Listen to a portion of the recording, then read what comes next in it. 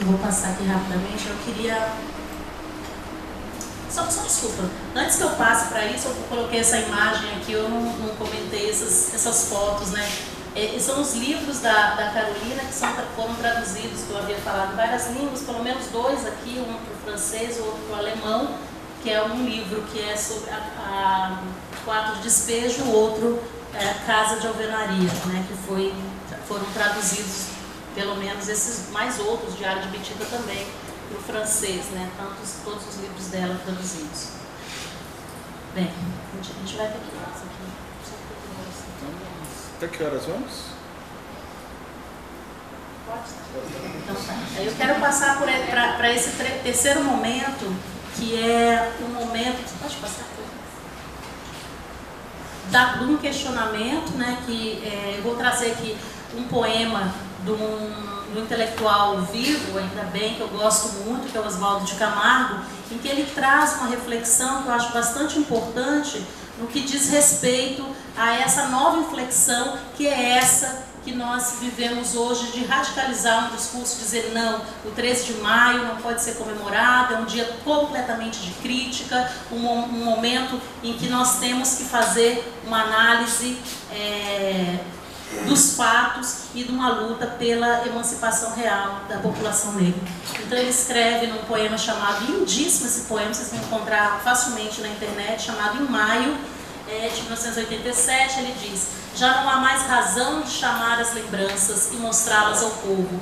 Em maio sopram ventos desatados por mão de mando, turvam o sentido do que sonhamos. A liberdade, aí tem mais... Tem uma parte maior, mas eu selecionei. A liberdade que sei é uma menina sem jeito, vem montada no ombro dos moleques e se esconde no peito, em fogo dos que jamais irão à praça. Na praça estão os fracos, os velhos, os decadentes, e seu grito: ó bendita liberdade, e ela sorri e se orgulha de verdade do mundo que tem feito. Então eu trouxe a voz de um poeta, que já é de um texto de 1987, e essa crítica ela é muito anterior, né? Mas só para marcar o radicalismo daquilo que o Batista chamou, que o movimento já no final dos anos 70 tinha estabelecido como sendo de fato uma data extremamente de luta contra as desigualdades raciais no Brasil. Passando um pouquinho, nessa nova lógica, nós tivemos a experiência do centenário da abolição, e aí você já vê a imagem, como elas são radicalizadas. De fato, não há nada a que se comemorar. Eu trouxe 2 imagens, um panfleto, que na verdade virou um mural, em várias associações negras no Brasil você pode encontrar. Eu encontrei essa no Maranhão, essa aqui dos 100 anos, né, uma associação maranhense, que é de um antigo mercado de escravos, né? E essa marca forte dessa representação, quando eu comecei a palestra, eu dizia: existem muitas imagens e sentimentos para o 13 de maio.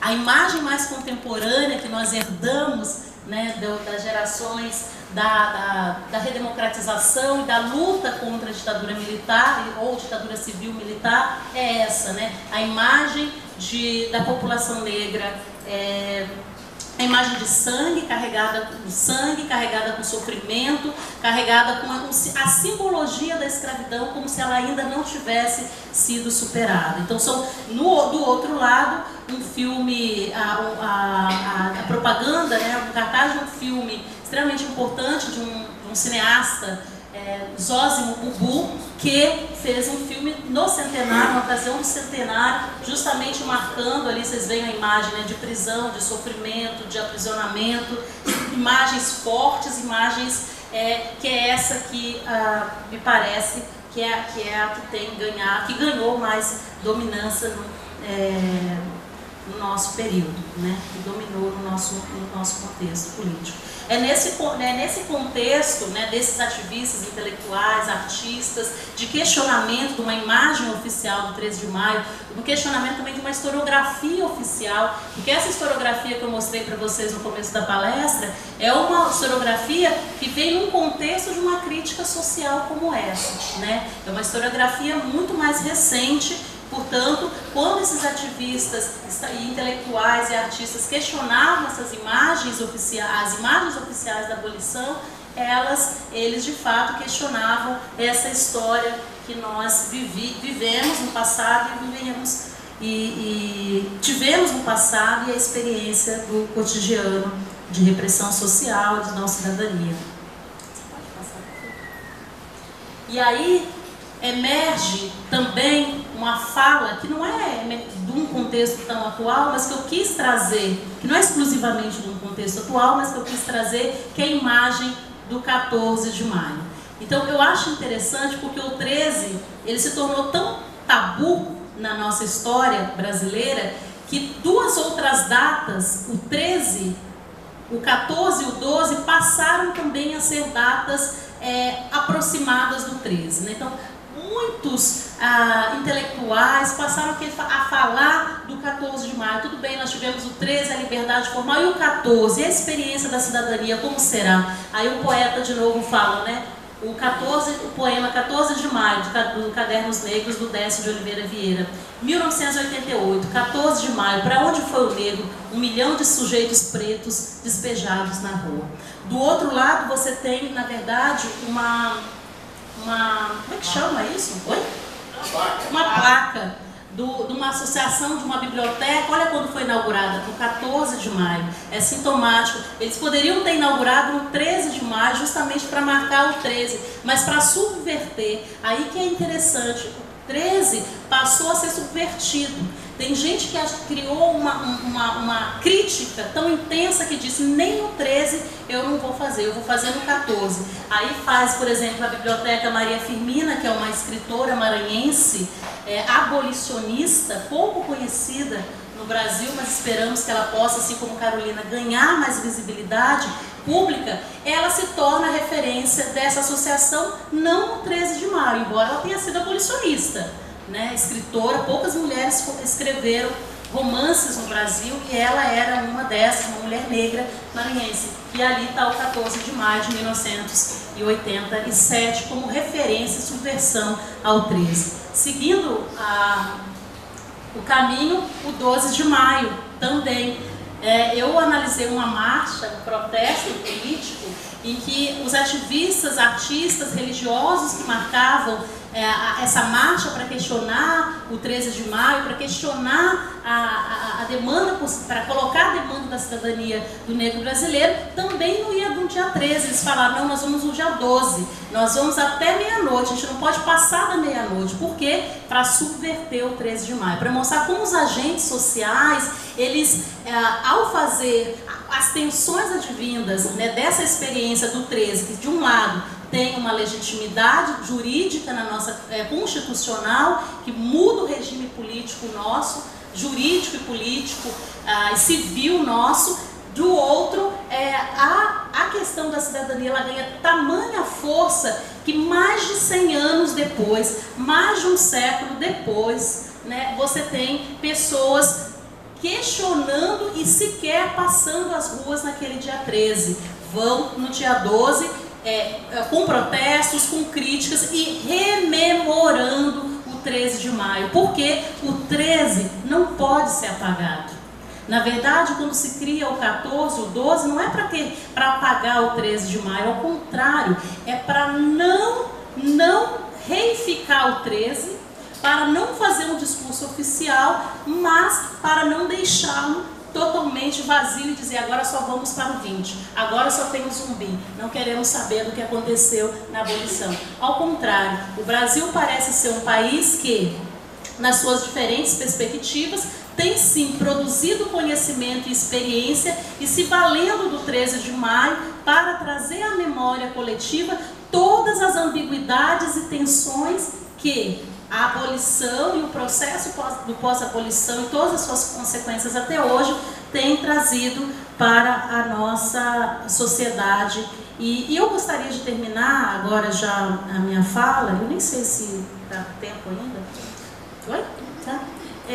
Trazendo um professor César que estava aqui, que fez um comentário interessante, que ele dizia da baixa representação, né, uma das consequências dessa dessa cidadania nossa incompleta, é justamente a baixa, de todos os nossos casos, um deles é para nós particularmente importante porque diz respeito à representação política, né, que são os espaços de poder, um dos mais difíceis de se alcançar. Mais de 100 anos depois da abolição, mais de 3 décadas depois, quase 3 décadas da abolição, nós temos uma baixíssima representação política de negros no Brasil, ainda menor de mulheres, né?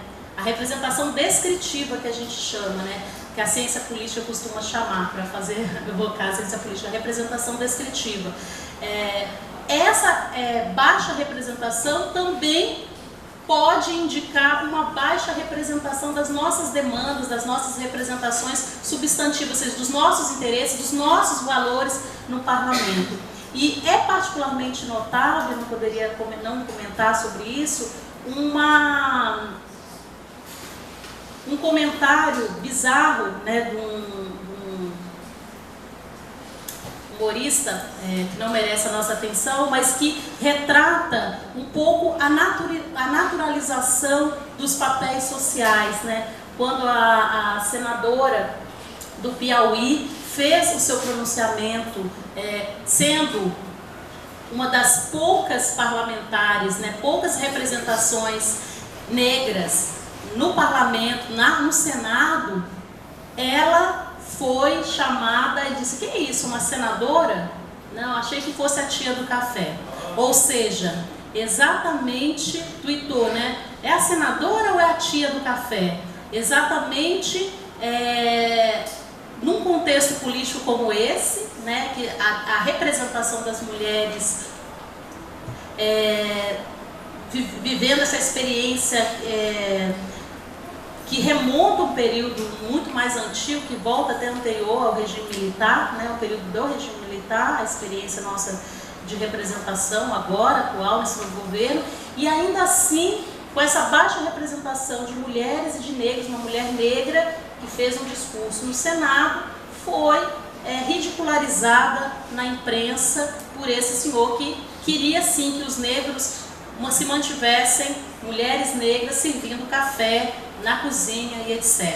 Né? Então, para mostrar um pouco que o tema da abolição, do pós-abolição e suas consequências, ele não se faz notar apenas nas estruturas sociais, né, nas questões econômicas, políticas, mas também na representação, nas imagens da cultura, em que essa sociedade quer de fato naturalizar e manter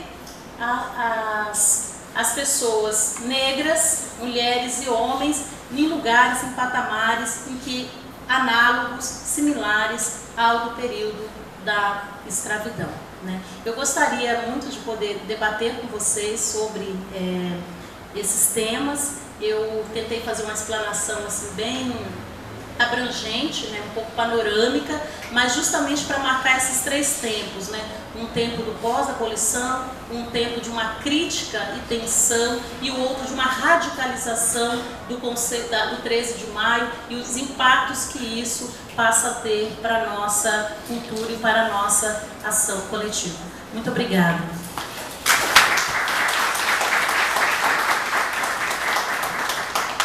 Parabéns, Flávia, acho que foi bem interessante, bem rico a sua exposição. Eu, como moderador, eu tenho que abrir a palavra. Eu tenho várias questões para colocar, mas eu vou abrir primeiro para o público e depois a gente continua conversando. Alguém gostaria de fazer alguma questão?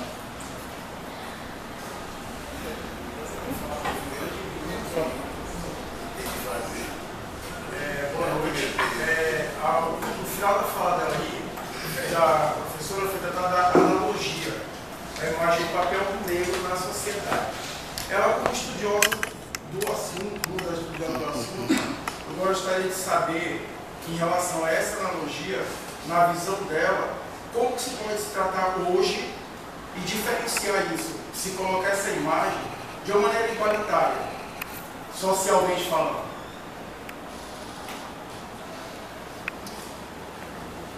Mais alguém?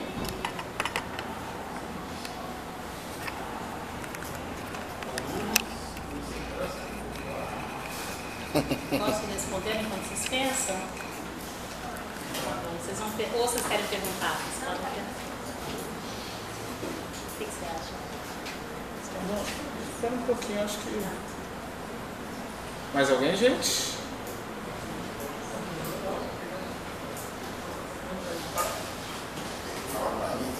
Eu queria só fazer uma pergunta em relação... Que eu venho analisando já nesse tema, da discriminação negra também. A relação que, por exemplo, será que não vem desde nossos princípios estudantis básicos a questão de que o negro é ensinado a ser colocado menor do que o branco? Por exemplo, se vocês verem no ensino básico de todos, vocês já viram algum negro sendo citado em questões políticas?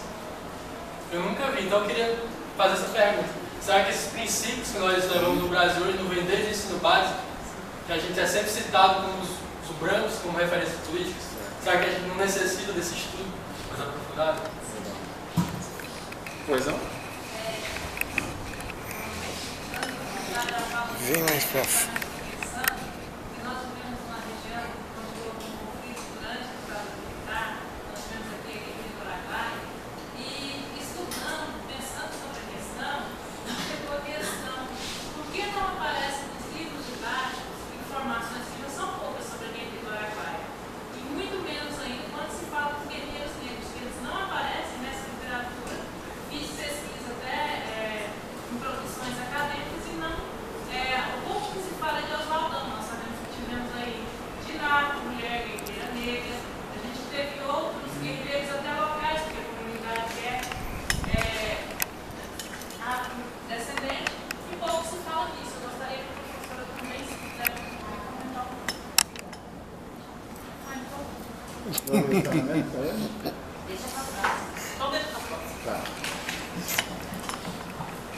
Vai esquentando, né?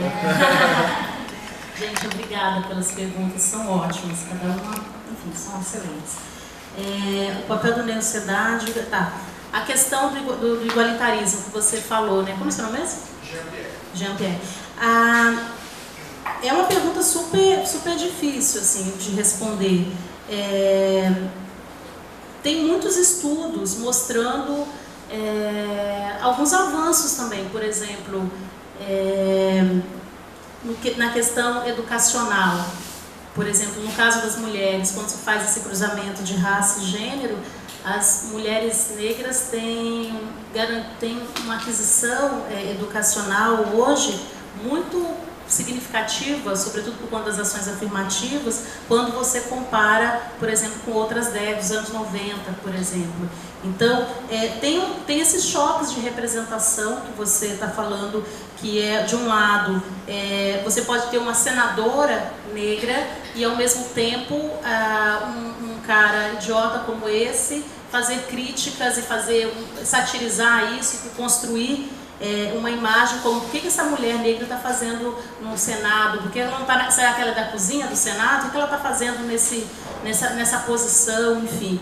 Então, tem esse choque de representações e é interessante que o que é importante, na verdade, é garantir mecanismos de ascensão e de mobilidade para esse segmento, justamente para contrastar, né, e questionar, inclusive, essas representações dominantes coloniais, que é essa elite que está o tempo todo querendo colocar a população negra no lugar que ele acha que tem que estar, né, que é esse lugar colonial, que é esse lugar do período escravista, né? Então, eu acho que, assim, é um processo de, vou usar uma linguagem que é bem de movimento de mulheres, feministas, de empoderamento, né, dessas figuras, e teria que ter mecanismos, políticas públicas para garantir essa inserção, justamente para questionar essas representações coloniais.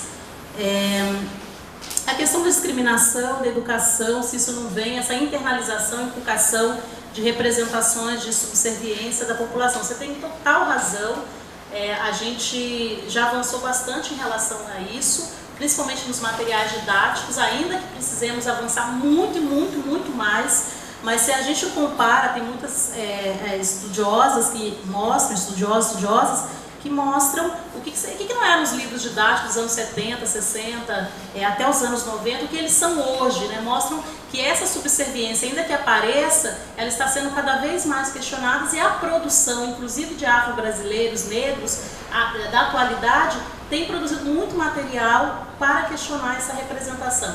Que tipo de representação? Seja essa descritiva, se é a maior presença de negros nas representações dos livros, dos materiais, e também qualitativa, né? Que negros são esses? Não basta ter negros na representação, mas qual é a qualidade desse conteúdo também foi questionado e também passa por transformações. Mas eu concordo com você, e não é só o material didático, é formação de professores, é qualificação, formação continuada, que deve ser por políticas políticas públicas educacionais, e a universidade tem um papel central nesse processo formativo, não só de professores, mas também de gestores públicos, né? O Anderson e eu temos essa experiência, né, da formação continuada de professores de muitos anos, mais de uma década aí, e a gente percebeu que não basta formar os professores, não basta mudança no material didático, mas é preciso também formar os gestores, né, os diretores de escolas, os coordenadores, enfim.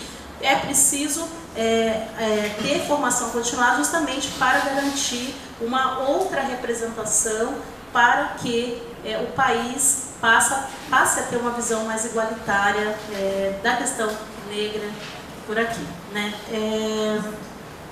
E isso, as ciências sociais costumam tratar sempre num campo mais simbólico, imagético e externo. Mas é que a gente não tem uma psicologia social muito avançada no Brasil no que toca à questão racial. Porque provavelmente estudos da psicologia social voltados para a infância e o racismo, adolescência e o racismo, certamente trariam trabalhos muito significativos, que tem outras dimensões da vida social, né, da experiência individual, que as ciências sociais, a pedagogia, enfim, tem menos acesso, mas que também deveriam ser estudos para dar conta disso que você chamou da internalização, tanto da população branca como da população negra acerca do racismo, né? E por fim, a questão como é seu nome? Desculpa. Maria? Maria, uma pergunta ótima, Maria. Eu tive a felicidade agora de escrever um artigo para um livro que vai sair só o ano que vem, que se chama-se Mulheres Negras, da Ditadura Militar à Democracia, que é um projeto que envolve 3 países, Argentina, Chile e Brasil, né, com experiências autoritárias, experiências também de um ativismo de mulheres muito forte. E eu me deparei na investigação para esse artigo justamente com esse tema que você colocou, né? Que é aonde estão os negros nessa, e particularmente onde estão as mulheres, que era o foco da pesquisa, né? E aqui, por exemplo, a Helenira Rezende, que morreu aqui, né, nessa região, chamada Helenira Preta Rezende. Tem um vídeo que eu recomendo muito que vocês procurem. Negra ou preta, né? Que é o termo, e ela até virou o nome de uma associação de pós-graduação da USP, Helenira Preta, parênteses, que era o apelido que ela recebia, na Universidade de São Paulo, uma estudante de letras que veio, que se tornou guerrilheira. Eu recomendo muito um vídeo que produziram, que a Comissão Estadual da Verdade do Estado de São Paulo produziu no YouTube, vocês vão encontrar, Helenira Preta Rezende, é só colocar esse nome no YouTube, vocês vão encontrar o vídeo, e a narrativa dela, quer dizer, dela não, de uma atriz, né, que encena a história dela belíssima, de ser uma mulher negra, dentre várias outras. O livro que trata sobre a experiência das mulheres no geral, na luta contra a ditadura militar, com destaque para as desaparecidas políticas e mortas.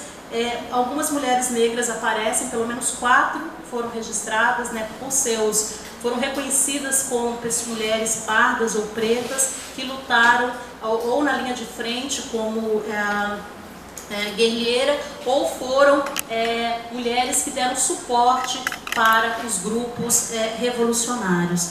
Sem contar aquelas que passaram por treinamento. Eu escrevi um artigo, esse sim já está disponível, na revista Plural, uma revista de pós-graduação da Sociologia, em que eu estudo o caso de uma ativista que não foi guerrilheira no Brasil, mas passou por treinamentos, mas saiu do Brasil em 1974 justamente com receio de ser pega pela segunda vez, porque a primeira vez ela tinha sido pega no Rio de Janeiro, ela é carioca, chamada Teresa Santos. Vocês também podem encontrar esse artigo para ter um pouquinho mais de informações, não só daquelas que viveram a experiência de guerrilha e morreram ali, mas também daquelas que passaram por esse circuito de partidos comunistas, né, ou de dissidências que lutaram no regime, lutaram contra o regime militar, sem contar as outras que lutaram na legalidade, né? Nós estamos falando aqui das mulheres que entraram na ilegalidade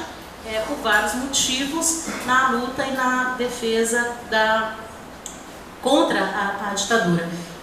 E eu deixo aqui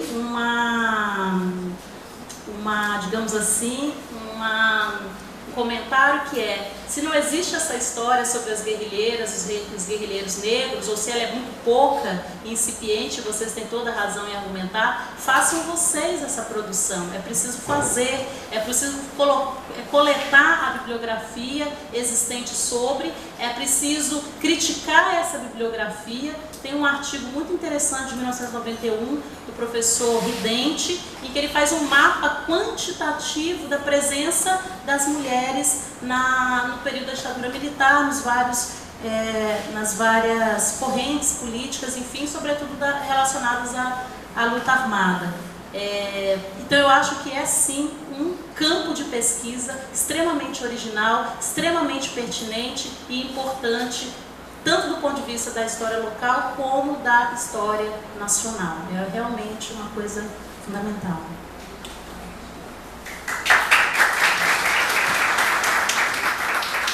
Próxima rodada. Boa noite, eu estou muito feliz de estar aqui hoje, por vários motivos. Eu até postei, foi um feliz encontro. Eu sou professora hoje da UFT de Araguaína, de Geografia, estou aqui fazendo um outro trabalho, mas muito feliz, porque agora eu sou goiana, fiz o UFG e a Flávia está lá agora, fui orientando do Alex Cato, e a gente conversa muito sobre isso. Quando encontrei com o Batista hoje aqui no corredor, ele falou, eu disse, mas que eu queria fazer já à noite. Porque acho que é muito importante esses momentos. E essa semana, eu venho lá em Araguaína, fui convidada pela Comissão Pastoral da Terra para essas comemorações do Padre Josimo. E a sua pergunta, por isso que eu falei que depois da pergunta dela, me inquietou. Porque realmente foi essa questão. Eles apresentaram o mapa da violência no campo de 2015, que é muito alarmante, né? E essa situação que nós estamos inseridos aqui enquanto pesquisadores, e a gente acaba ouvindo. E na quarta-feira eles lançaram um filme documentário sobre a guerrilha que chama Araguaia, que foi uma encomenda dos dominicanos feito por uma professora da Estadual de Goiás. E um colega que estava do lado falou, gente, a gente está aqui tão perto, precisa alguém lá de Goiás vir fazer a história daqui. Então, reforçar o que a Flávia também já falou. Então, vocês que estão aqui, façamos essas novas leituras. E na fala, foi muito interessante essa questão da representatividade. Nós ainda temos pouca representatividade, né? Nós mesmos aqui, enquanto os acadêmicos, eu não tenho um público tão bonito assim lá em Araguaína. Porque muitas vezes eu fui na secretaria acadêmica e pedi a lista dos que entraram pelo sistema de cotas, então estou tentando fazer um trabalho orientando e está meio complexo, né? Porque ela quer fazer as entrevistas e por conta dessa falta de representatividade, eles não querem marcar território. Mas isso, né, a gente pode conversar, você pode falar um pouco mais, é por conta desse momento. A questão espacial tem muito a ver com isso. É muito dolorosa para as pessoas dessa região falar sobre a guerrilha. Então, por isso que é tão difícil os dados, né? Porque muitas vezes você acaba se entrelaçando de família, e nessas narrativas familiares que são dolorosas. Eu fui em Xambioá, comecei a conversar com algumas pessoas e você vê a dificuldade delas adentrarem ao tema. E aí a gente chega de fora e fala, tem muita coisa